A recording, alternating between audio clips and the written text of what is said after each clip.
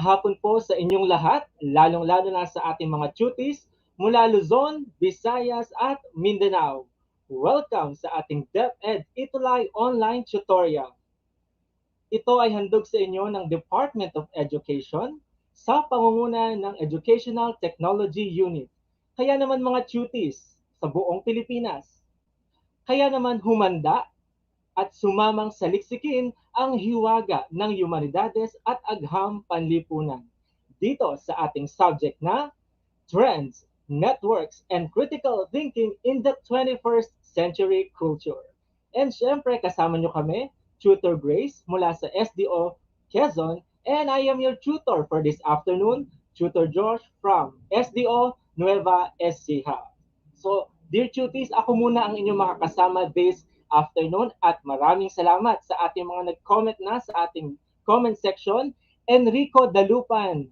Hello Enrico na nanonood sa YouTube, and then tapos na daw mag-share si Enrico. Maraming salamat sa pag-share ng ating session, Enrico, this afternoon. And also, good afternoon kay Remigine Reyes, Grayson Halia, no? Ayan, so maraming salamat po sa patuloy na suporta nyo sa ating episode this afternoon. And today, we will discuss the Module 6 with the title, Global Networks Part 2. Bakit siya Part 2? Because last week we have discussed the Part 1 about globalization. And before that, congratulations muna, no? Isang yumstastic na palakpak muna para sa ating most participative school last week, no?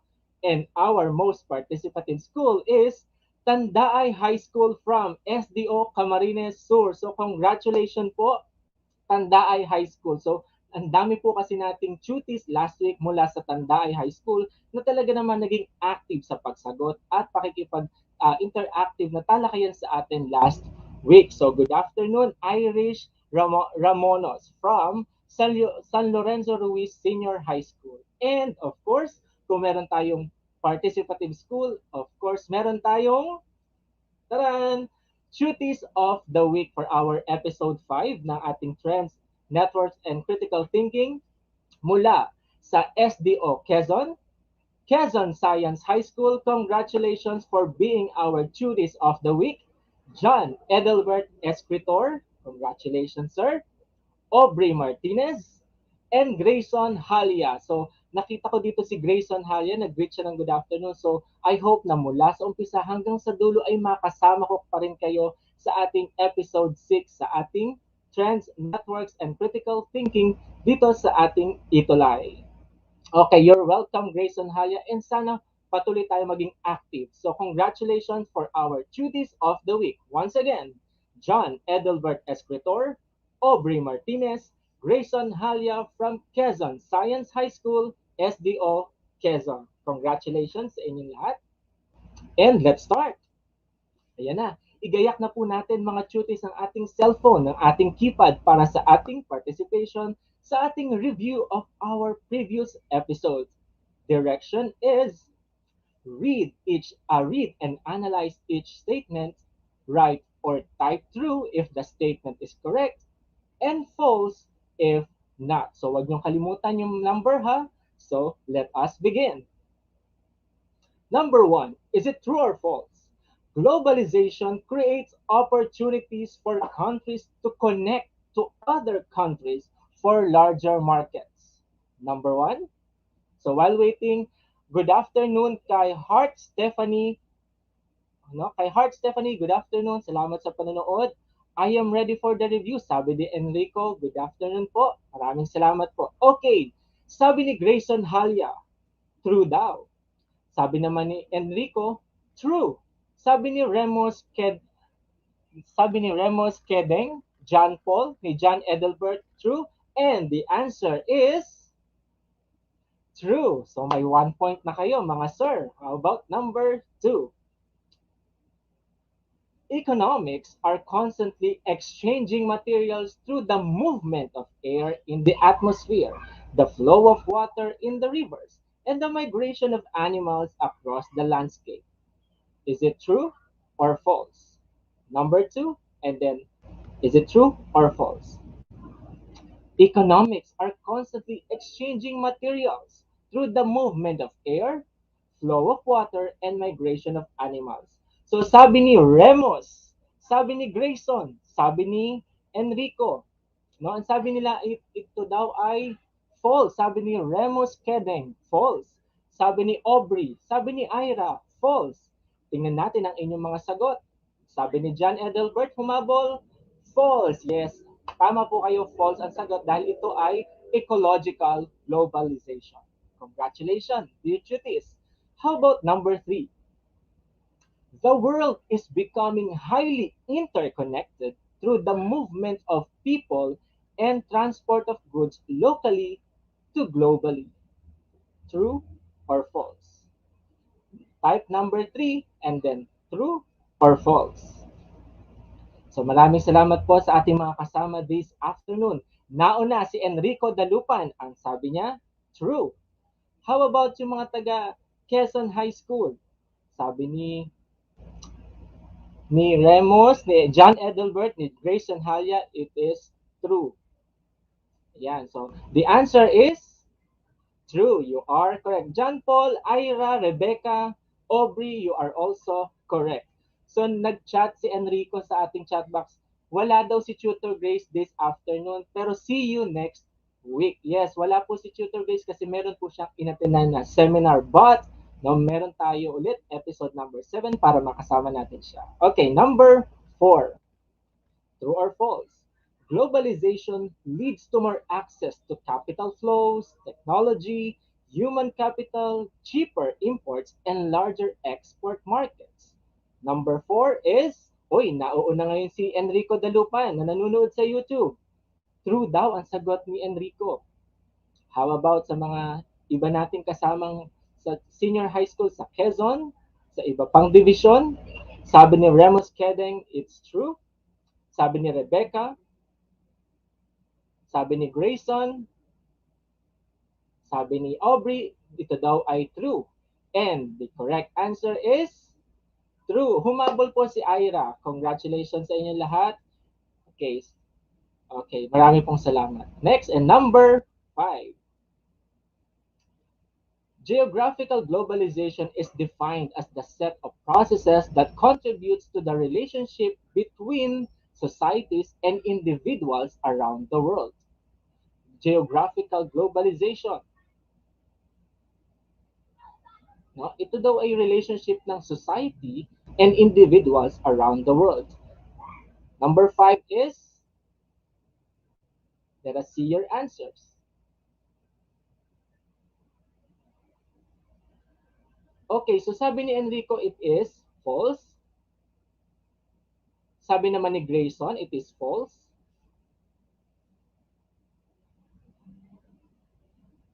Let us see. Marami nagsabing false.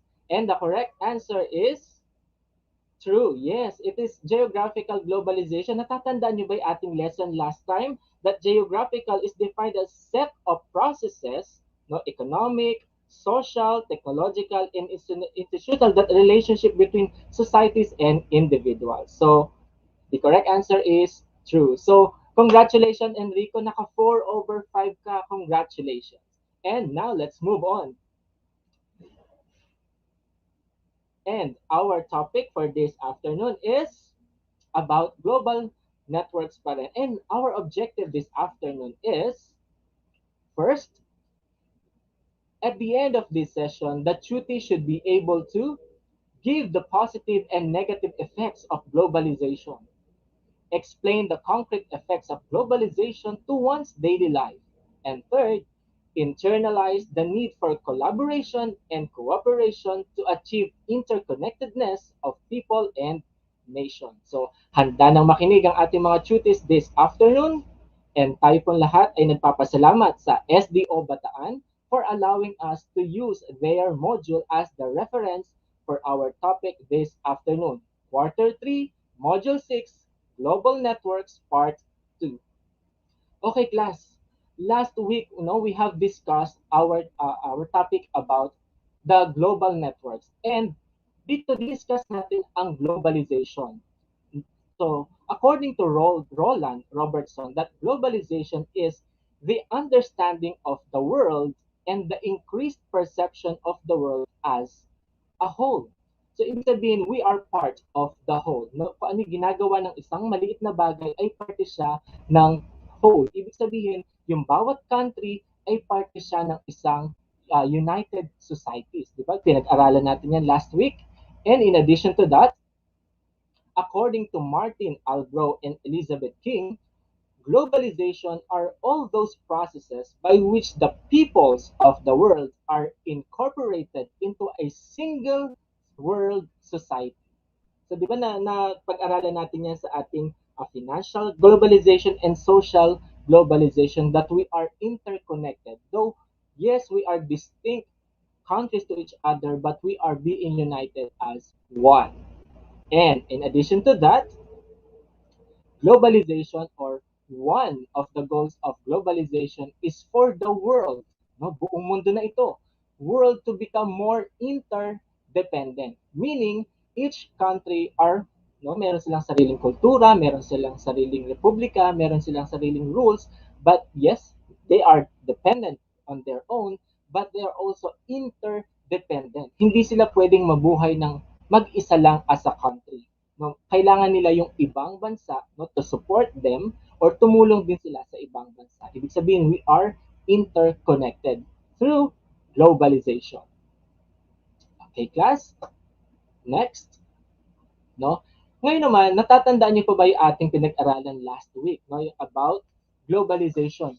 No, there are different types of globalization. No? We have the economic globalization, social globalization, financial globalization, natatandaan niyo pa ba sila, di ba? And political globalization. And also meron tayong technological globalization, ecological globalization, and geographical globalization. Yes, pinag-aralan natin or natalakay natin last week yung kahalagahan ng globalization, no, dito sa mundo at sa bawat bansa. But meron palang positive and negative effects ang globalization. Number one is, for positive side, no? It creates opportunities for countries to connect to other countries for larger markets. So, dito papasok yung economic globalization na kung saan, di ba, yung pagpo-produce ng produkto, no? Kasi kung merong product yung isang bansa at ito ay umiikot lamang sa kanyang bansa, di ba? Marahil dito lalago. Pero because of globalization, na interconnection natin sa ibang bansa, na magkakaroon ng larger market yung iyong product. But the negative side of this is the growth of international trade has worsened, no?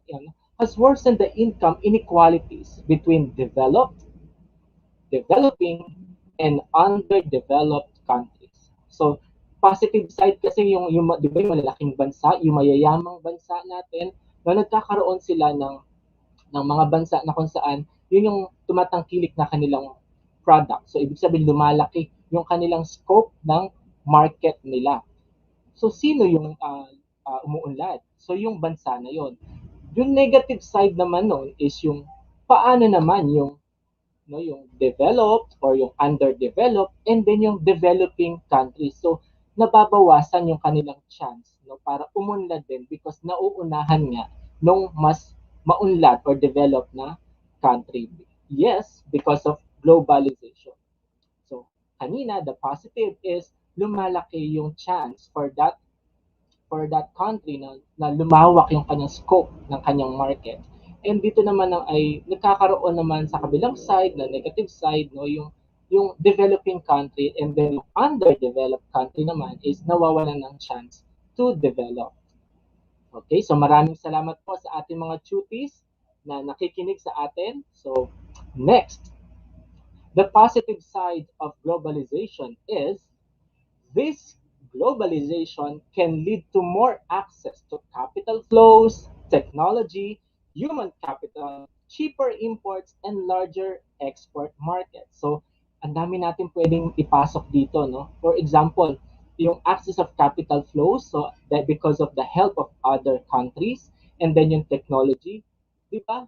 Hindi naman For example, the Philippines, hindi naman tayo well-developed pagdating sa technology, pero because of the help of other countries, di ba, umuunlad na rin tayo when it comes to technology. Nakakasabay na rin tayo doon sa trend, no, na ibang bansa na kung saan ay because of this globalization, no, nagkakaroon tayo ng opportunity na makasabay dun sa mga developing and developed country.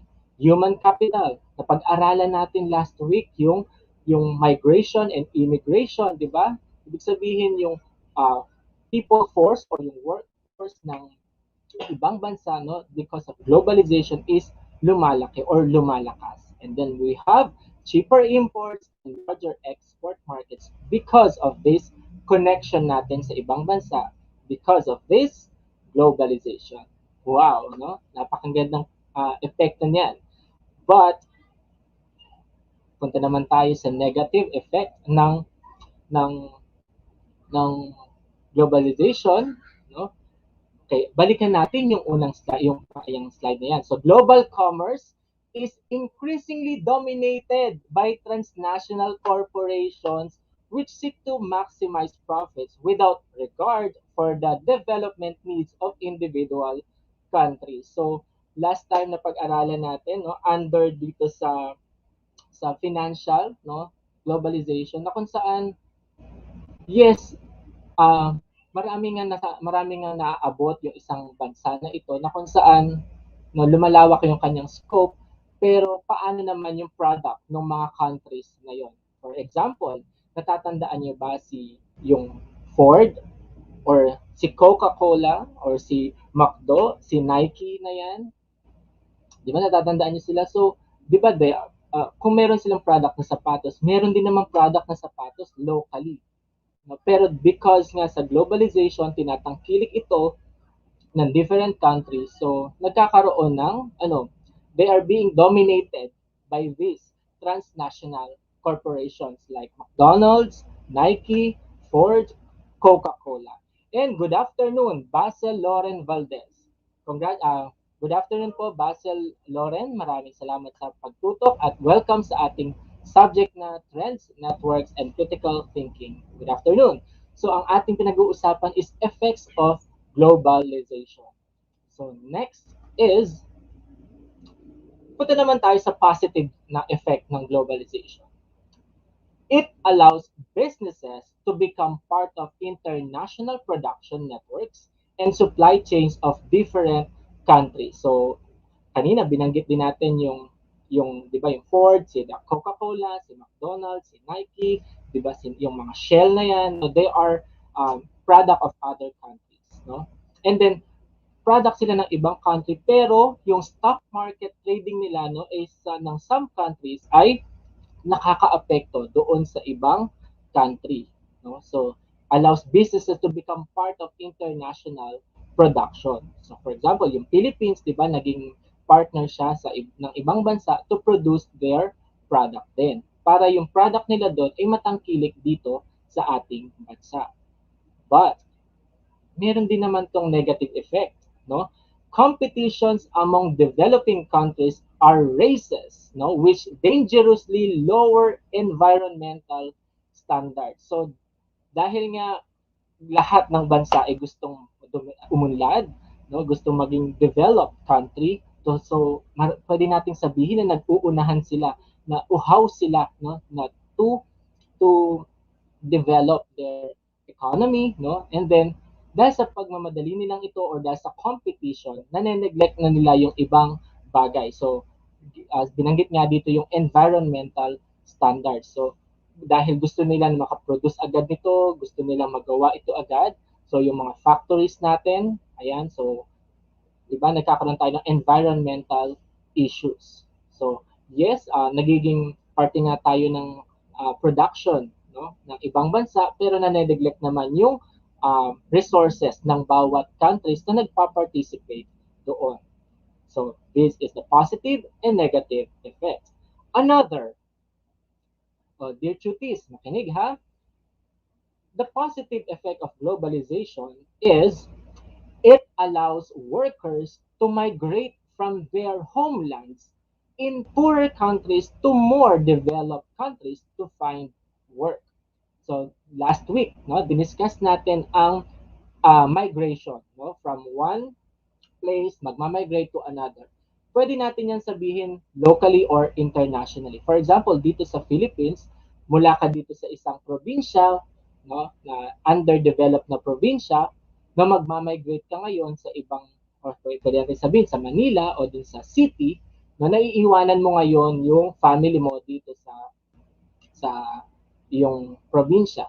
Pag sinabi naman natin internationally, for example, iiwanan mo yung Philippines, then magmamigrate ka sa ibang lugar. So, ano ba ang positive side noon? So, bilang tao, bilang worker, di ba, nag improve ka or meron kang other experiences no, beyond doon sa nararanasan mo, doon sa iyong, di natin, wag naman natin sabihin poor country, no? Yung parang underdeveloped na province or underdeveloped na country. So it allows workers to migrate because of globalization. But there is also negative effects of those migration. Ano? Look at this. Parents and children can spend a decade apart where they pass their responsibilities to grandparents. So, alam ko, aware kayo dyan sa mga kwentong OFW natin. So, marahil yung iba yung kakilala, iba yung classmate, or kayo mismo naranasan ninyo na kung saan yung inyong parents, si daddy or si mommy ay nag-migrate or nagtrabaho abroad or nagtrabaho sa ibang lugar dito sa Pilipinas na kung saan naiwanan kayo bilang mga anak. So hindi lamang pala ito ang epekto pala ng globalization ay hindi lamang sa economics, no, hindi lang sa technology, meron din dito sa emotional no effect, no, sa atin. Pwedeng psychological effect or emotional effect yung attachment natin sa ating mahal sa buhay. So because magmamigrate sila, no? So again, the effects of globalization, no, it allows workers to migrate no, to developed countries. But the negative effect is no, the parents will be separated from their child, or the child is being separated with their parents. No, yun nga. Next, the positive effects of globalization, no, technologies are introduced to make more a narrower product more efficiently. So, class, di ba? Kung ang Pilipinas ay hindi parte ng globalization, mananatili ang ating bansa doon sa ating mga traditional na equipments, doon sa ating pag-aararo or mga ganyan. So, yung ating mga tools na ginagamit dito. But because of globalization, no, na-introduce sa atin ang technology na kung saan ang technology pwede siya sa communication, pwede siya dun sa production, and ano na tayo, nakakasabay na tayo sa trend ng mundo na kung saan tinatawag natin minsang fast pace, na hindi na tayo pwedeng mabagal ngayon. So, because of these technologies, natulungan ang economy natin for the production of products, no, and then sa ating communication dito sa Philippines. But the negative effects of this naman is many developing countries do not have strict rules about environmental protection, resulting in serious air, water, and soil pollution. So, ayun yung naman class or other duties, yun naman yung negative effect nung yung pagkakaroon ng technology dito sa ating bansa o sa mga bansa na nagkaroon na-introduce ang technology na alam niyan, aware tayo no sa mga pabrika natin sa pag-produce ng mga products. Siyempre, mayroong mga materials na yung ating waste materials from that production, no? So, na maapektuhan yung ating air, no? Saan ba itatapon? Madalas itinatapon sa ating mga ilog na naapektuhan ng ating ang ating katubigan. And then minsan, ito pa, 'di ba, yung sa pagproduce pa ng mga produkto, yung ating kagubatan ay nasisira, 'di ba? Ang ating karagatan at lahat ng ating mga resources ay napapabayaan because of this production. So, good afternoon, Kerwin San Lorenzo Ruiz. Sorry, good afternoon, Kerwin Liwanag from San Lorenzo Senior High School. Good afternoon, Kerwin, maraming salamat sa pagsama sa atin sa ating subject this afternoon. So, class, so kung meron pa kayong naiisip, no, na epekto ng globalization sa atin o sa ating bansa, pwede niyong i-type sa ating comment section, no? Or maliwanag na ba sa atin? Kung babalikan natin yung ating slide kanina about the positive and negative effects of globalization, hayaan nating silipin muli natin yung ating slides ng effects of globalization. Ayan, nakikita nyo yung positive and negative effects. So, dear duties, kung may naiisip pa kayong epekto ng globalization, pwede nyo i-type sa ating comment section ngayon para sa ating interactive participation. So, habang inihintay ko kayo, let us now move on to our next topic. Interconnection of people and nations. So, kanina pa natin binibigkas yung globalization, interconnection, connection ng bawat bansa sa isa't isa. And you know what, class? No? That people and nation is also connected to each other. So let us now define what people is.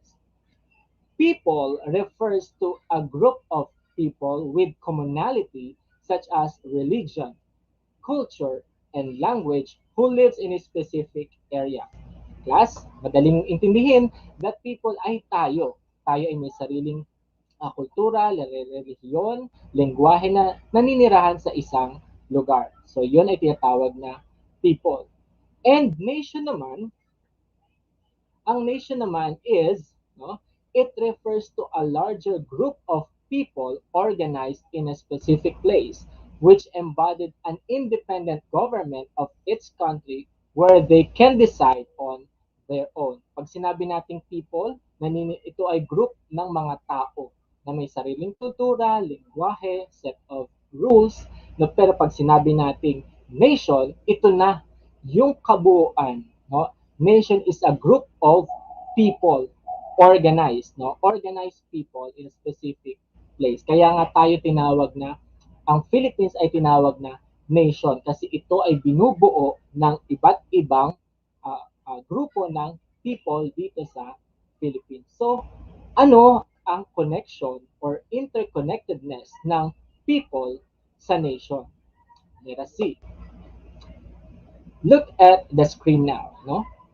Try to imagine how can we connect to our loved ones, especially in this time of pandemic without technologies. Na paano nagkaroon ng connection or interconnection ang people sa nation? Di ba nung pandemic, nung year 2019 and 2020, lahat tayo ay nag-spend ng marami nating panahon sa loob ng tahanan. Hindi tayo makalabas. Imagine kung nung mga panahon na yon ay walang technology. No? Paano kaya tayo makakokonect sa ating mga kamag-anak? So, this is the answer.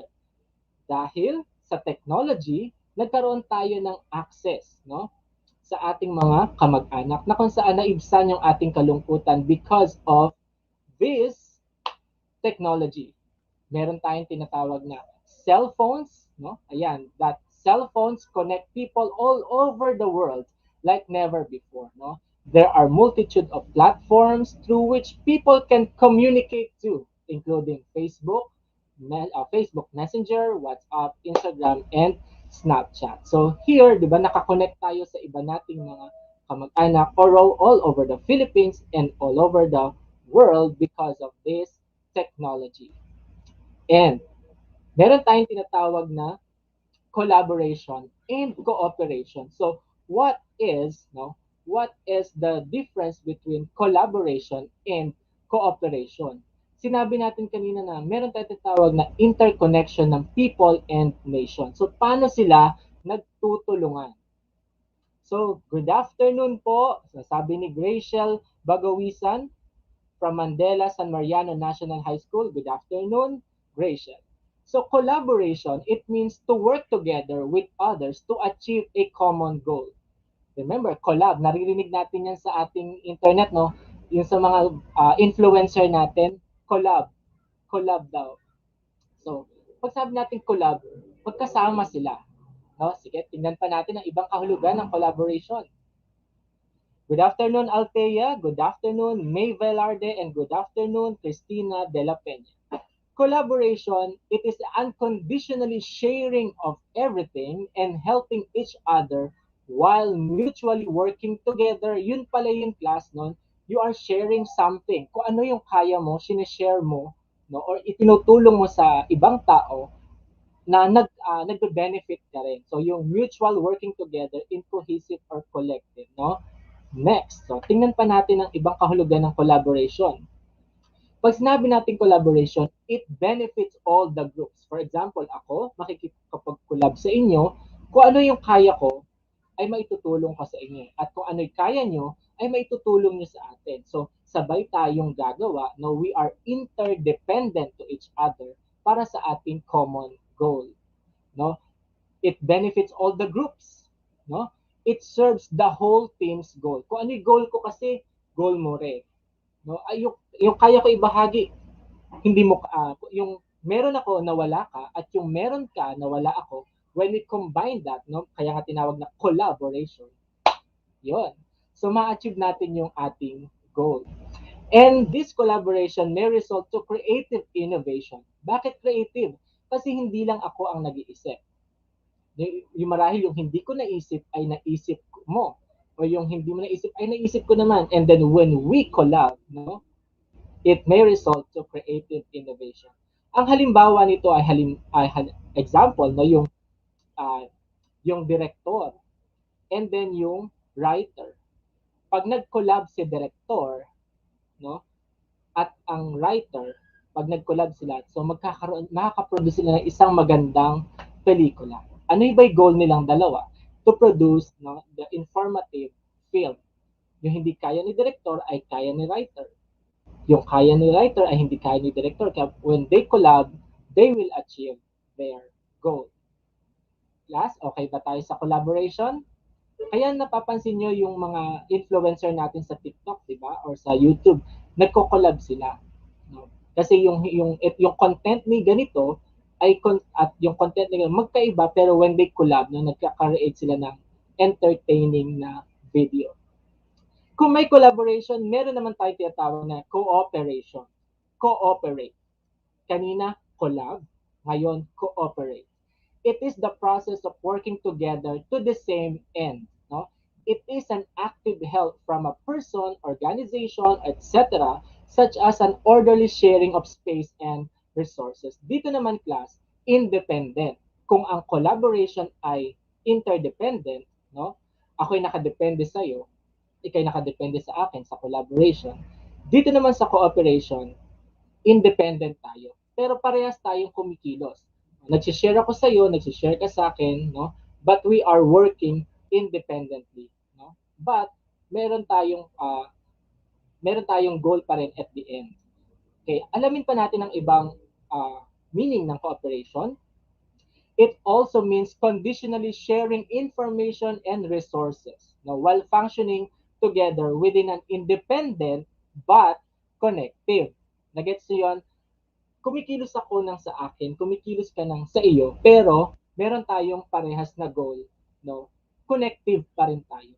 Unlike sa collaboration, na yung kilos ko at kilos mo ay magkasama sa isang panahon o isang pagkakataon. Ito naman cooperation, kumikilos ako, kumikilos ka, pero we are connected to each other. So that is the difference between collaboration and cooperation. And you know what? The benefits of cooperation is, number one, no, it benefits individuals in a group.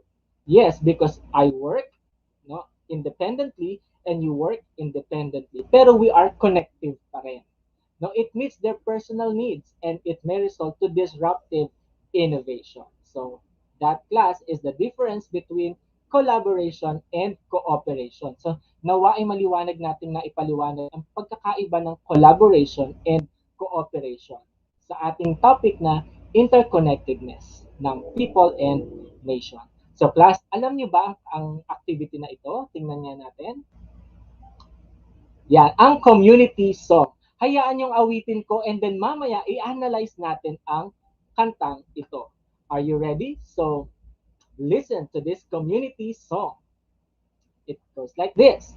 It's me, it's me, it's me who builds community. It's me, it's me, it's me who builds community. It's me, it's me, it's me who builds community. It's me who builds community. La la la, roll over the ocean, roll over the sea. Come and do your part and build community. Roll over the ocean, roll over the sea. Come and do your part and build community.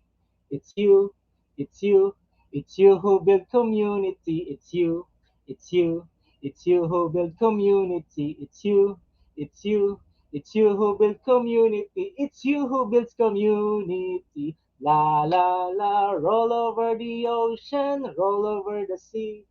Come and do your part to build community. It's us, it's us, it's us who builds community. It's us, it's us, it's us who builds community. It's us, it's us, it's us who builds community. It's us who builds community. La la la, roll over the ocean, roll over the sea. Roll over, come and do your part to build community. Roll over the ocean, roll over the sea. Come and do your part to build community. It's me, it's you, it's us who builds community. It's me, it's you, it's us who builds community. It's me, it's you, it's us who builds community. It's me, it's you, it's us who builds community. La la la, roll over the ocean, roll over the sea. Come and do your part to build community. Roll over the ocean, roll over the sea. Come and do your part to build community. Okay, maraming salamat sa pakikinig sa aking pag-awit ng It's Me, It's You, It's Us Who Builds Community. Good afternoon, Sofia Ibales. So now, let's analyze the song. What is the song all about? So, yun nga, paki-comment nga sa comment section. So, what is the song all about? Sino kaya ang ating magiging duty of the week next week, no? Sa pagsagot ng song analysis na ito. So, what is the song all about? It's me, it's you, it's us who build community. Come and do your part to build community. So, okay, so this song is all about the cooperation no, ng bawat isa. No, ako, ikaw, lahat tayo ay may parte no, para i-build ang ating nation or community. Hindi lang ako, hindi lang sila, hindi lang si President, no, tayong lahat. Next, what does the message of the song impart to the listener? So habang kayo ay nakikinig sa akin kanina, ano kaya yung mensahe ng it's me, it's you, it's us who builds community. Sabi ni John Edelbert de la Rosa, people builds community together despite having different kinds of roles. Maraming salamat John Edelbert, nakakatuwa naman sa iyong pagsagot. Sabi naman ni Grayson Halya, working together to build a better community. Thank you po very much sa inyong dalawa sa inyong pagsagot. Working together for a better community. Yes, so maraming salamat Grayson and John Edelbert. No? Another, no?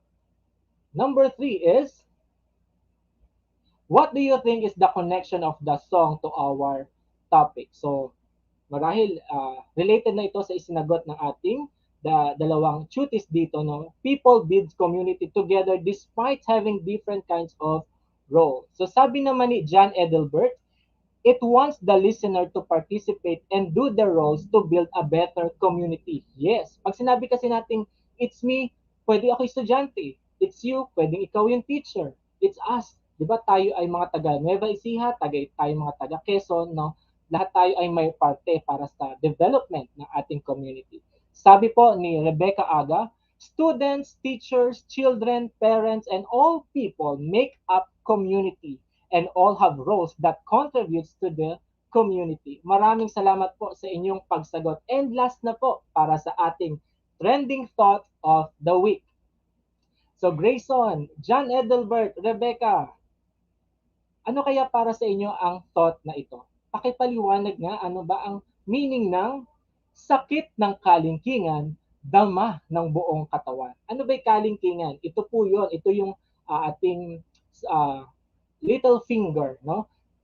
They consider this at pinakamahinang daliri, pinaka hindi gamitin, no? Pinakamahina, pinaka hindi gamitin, pero ang sakit ng kalingkingan ay dama ng buong katawan. Sige nga, dear cuties, sakit ng kalingkingan, dama ng buong katawan. Okay, so bago natin, habang hihintay natin ang ating mga cuties, punta naman tayo sa ating assessment this afternoon. No, sa assessment part na tayo, no? So, ayan. So, maraming salamat, Grayson Halya. Sabi niya, kapag may part na sumakit, damay lahat. Masakit na rin po lahat ng katawan. Very good, Grayson, di ba? Pag may problema yung isang pamilya, apektado yung community. Di ba? Kunyari, sa pamilya, di ba? Pag may problema yung bunso, apektado lahat ng pamilya. Pag may problema ang Davao, apektado ang buong Pilipinas. Sabi naman ni John Edelbert, it has a message that one people can make a difference in a community or the body.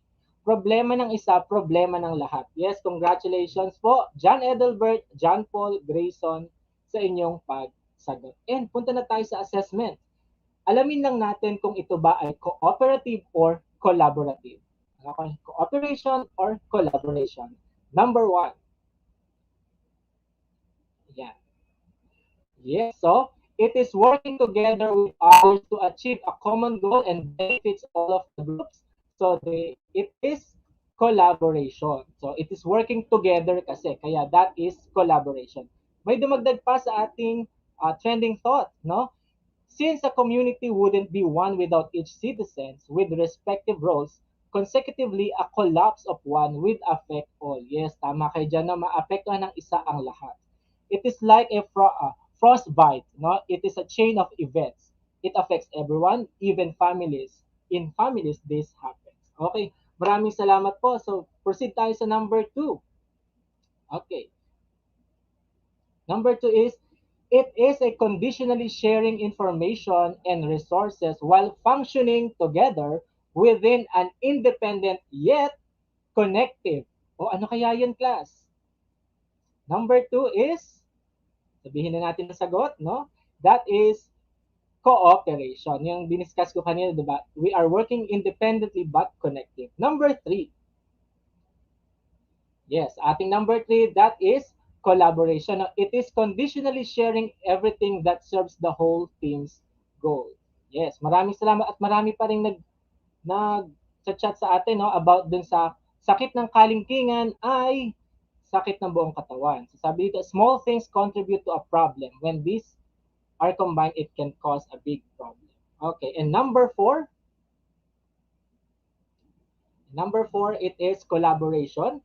It is helping each other while mutually working together in cohesive and collective in unusual roles, embracing talents of each person. So number 4 is collaboration. So maraming salamat, John Paul, Jaya May, Crystal May, John Dave sa pagsagot sa ating assessment. And number 5, yan.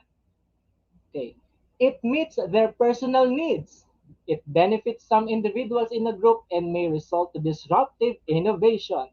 So the answer for number 5 is, yan, no? Collaboration. So maraming salamat po sa ating mga tuties.